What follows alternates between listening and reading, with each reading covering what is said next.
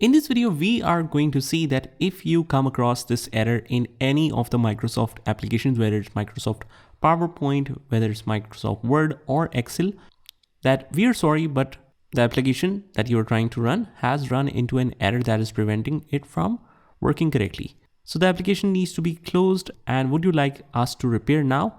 So the solution is same whether you are having problem in whatever Office application. So the quick solution is head over to the control panel and click on uninstall a program. Don't worry, we are not going to uninstall it. And here is Microsoft Office. Click on it, click on change, click yes. And it says quick repair or online repair. So this basically fixes most issues quickly without the need for internet connection. We can try this. Otherwise, we can try the online repair later on. So let's try this. Click on repair again. And it might take only some time, so just be patient. And once it has done repairing, just close out of here, close.